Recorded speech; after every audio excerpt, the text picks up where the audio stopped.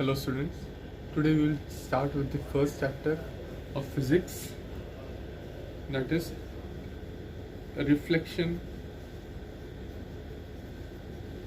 and refraction.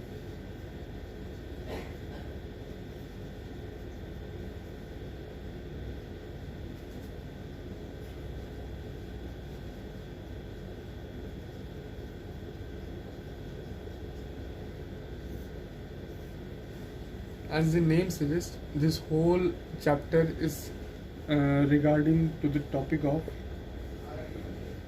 light. तो हम light की कुछ प्रॉपर्टीज़ के बारे में पहले पढ़ते हैं, मतलब बेसिकली लाइट होता क्या है. ठीक है, light is a type of wave या फिर it is a transverse wave.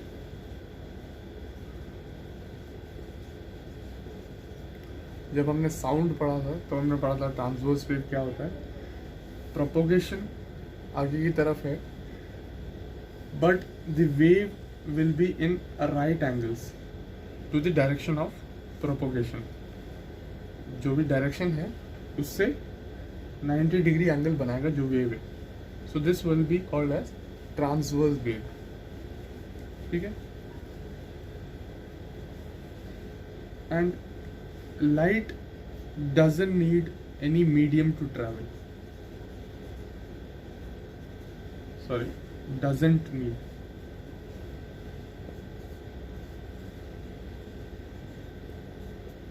Doesn't need any medium to travel. जब हमने साउंड पढ़ा था नाइन्थ के चैप्टर में, तो साउंड जो है, साउंड को हमेशा एक मीडियम चाहिए होता है.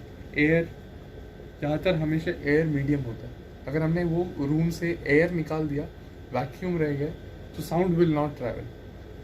Sound always needed a medium, but light is not like that. Light does not need any kind of medium. कोई मीडियम नहीं है तो भी वो ट्रैवल करेगा. The next is light travels through different kinds of objects. हमें property नहीं है, लेकिन हाँ जरूर पता जरूर होना चाहिए कि 3 टाइप के ऑब्जेक्ट्स होते हैं. हमने बचपन से ही पढ़ा है. ट्रांसपेरेंट,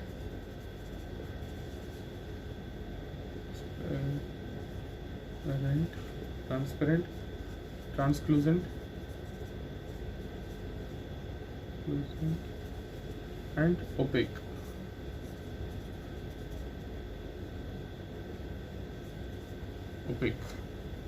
ठीक है, transparent allows light to pass, translucent allows certain amount of light to pass, and opaque does not allow light to pass. ठीक है, पहले पढ़ा हमने ये चीज़ें. कुछ बेसिक चीज़ें हम रिवाइज कर रहे हैं, उसके बाद we will start the chapter. Light हमेशा जो है स्ट्रेट लाइन फॉलो करता है, and that straight line is always called as a ray. It is called as a ray of light. ray of light. और अगर काफ़ी सारे रेज एक साथ हो,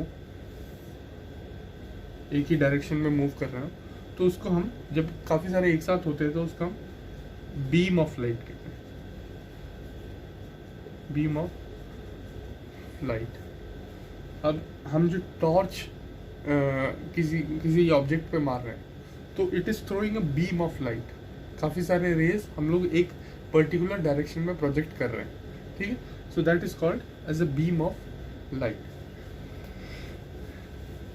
and one more thing,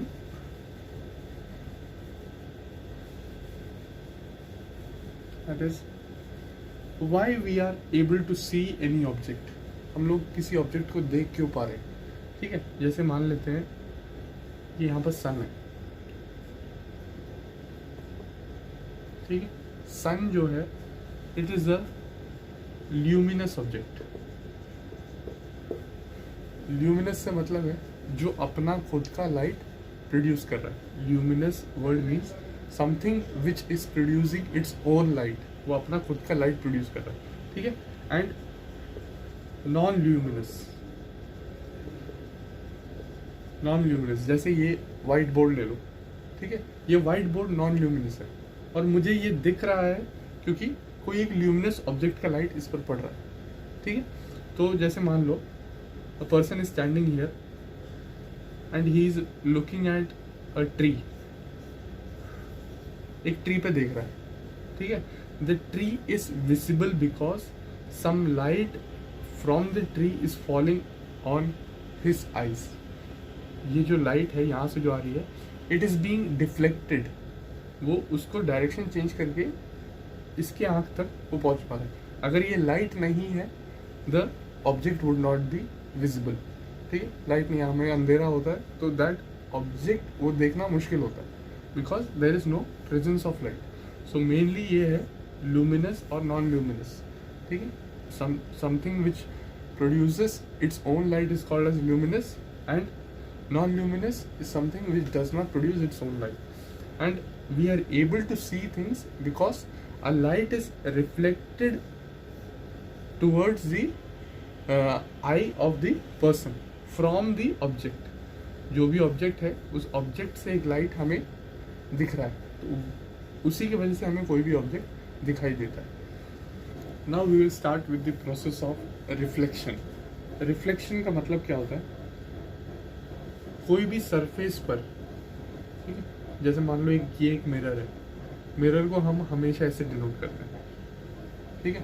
mirror का एक साइड प्लेन होता है और दूसरी साइड पे एक कोटिंग होती है, सिल्वर का कोटिंग होता है। सिल्वर प्रॉपर्टी जब लिखोगे, जब हमने जो इससे पहले वाला लिखा था, तो प्रॉपर्टी में एक और चीज लिख लेना, silver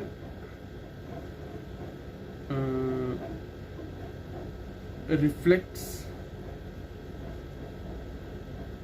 the most amount of light, the most amount of light, ठीक है। और उसी तरीके से एक और पॉइंट आएगा, the speed of light is 3.8 into 10⁸ meter per second, ठीक है। ये चीज़ भी लिख लेना।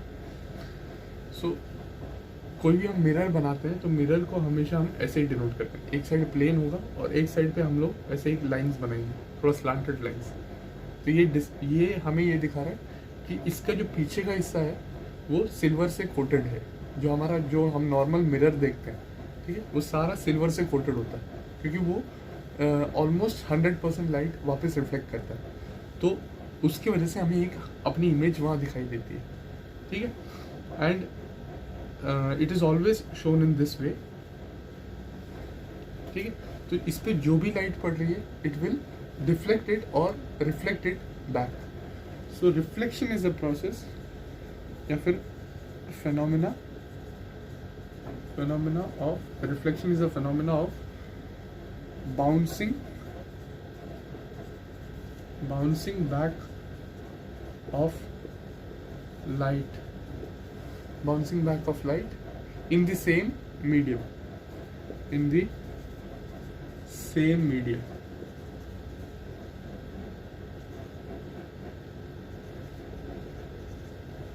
ठीक है।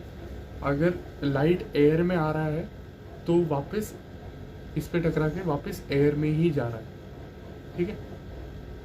सॉरी, इसको ऐसे बना दो, ठीक है। वो आके टकरा के वापस एयर में ही जा रहा है, एयर से आया एयर में ही गया, ठीक है। दिस इज कॉल्ड रिफ्लेक्शन, कि वो उसको वापस उसी डायरेक्शन में भेज दिया या फिर उसी के बाउंस बैक कर दिया, ठीक है। This is called reflection and reflection has two properties.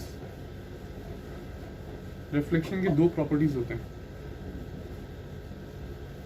It is called laws of reflection.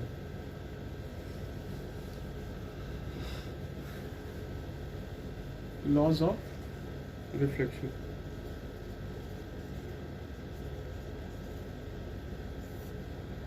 First is, पहले मैं एक डायग्राम बना लेता हूं।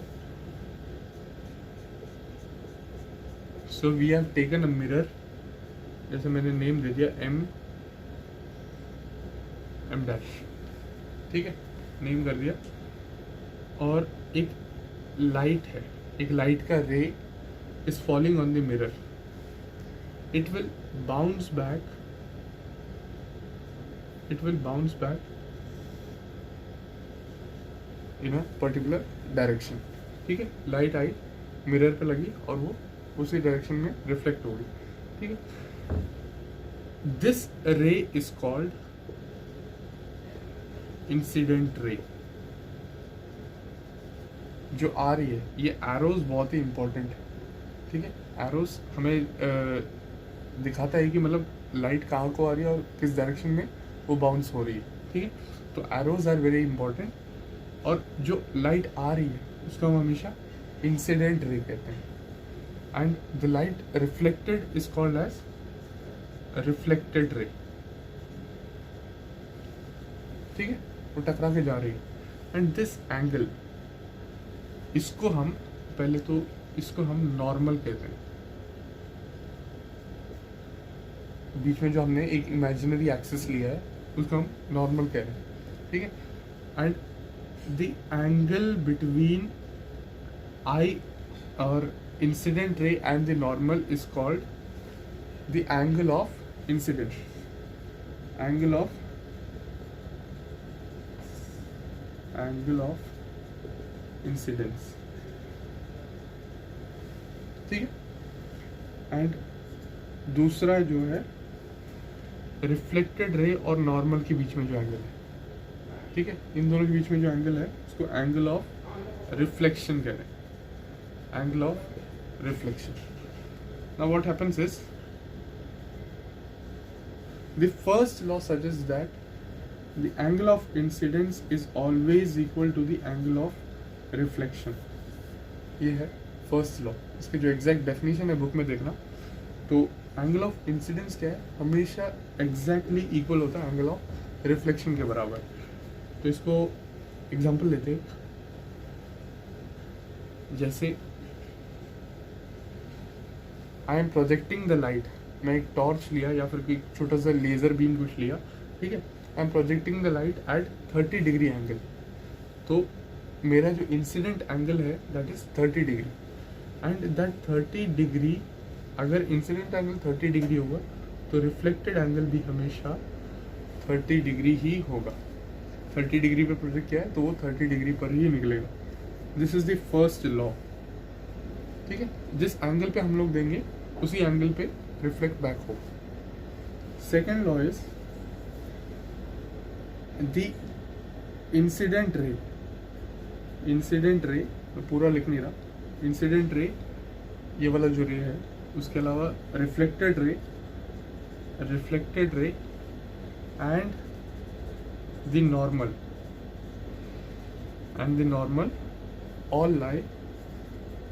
all lie on the same plane. ये तीनों एक ही जगह पर या फिर एक ही प्लेन पर लाई कर रहे हैं. ठीक है, इंसिडेंट रे, रिफ्लेक्टेड रे और नॉर्मल, ये दोनों एक ही प्लेन पर कहीं ना कहीं एक ही प्लेन पर लाई कर रहे हैं. So this is the second law. पहला, एंगल ऑफ इंसिडेंस हमेशा एंगल ऑफ रिफ्लेक्शन के बराबर होगा. और second, incident ray, reflected ray and the normal, ये तीनों एक ही प्लेन पर लाई करेंगे. This is the second law of reflection. अच्छा, इसमें एक स्पेशल केस भी है. जैसे मान लो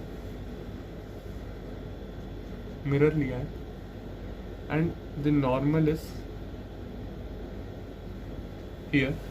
नाउ अभी हमने 30 डिग्री वाला देख लिया. अगर 60 डिग्री पे मारूंगा तो वो 60 डिग्री पे ही रिफ्लेक्ट बैक हो जाएगा. ठीक है, ये एंगल ऑफ इंसिडेंस 60 है तो रिफ्लेक्शन भी 60 होगा. बट अगर मैं 90 डिग्री पे बिल्कुल एग्जैक्टली नॉर्मल पर इंसिडेंट रे को ये करता हूँ तो क्या होगा, the light will bounce back in the same path. उसी एंगल पर वो वापस निकल जाएगा. ठीक है, बिल्कुल सीधा आया और वो डिफ्लेक्ट होकर बिल्कुल सीधा निकल गया. So this is a special case. 90 degree पर मैंने ये किया और वो ऑलमोस्ट 0 डिग्री पर वापस जा रहा है. ठीक है, 0 डिग्री पर ही वापस जा रहा है, ये 90 डिग्री पर वापस नहीं जा रहा है, it will be going back to 0 degree. ठीक है, ये एक स्पेशल केस है। इसके अलावा बाकी सब जो है वो अकॉर्डिंग टू द एंगल ही वो फॉलो करेगा। 89 डिग्री पर मारोगे तो it will bounce back in 89 degree itself.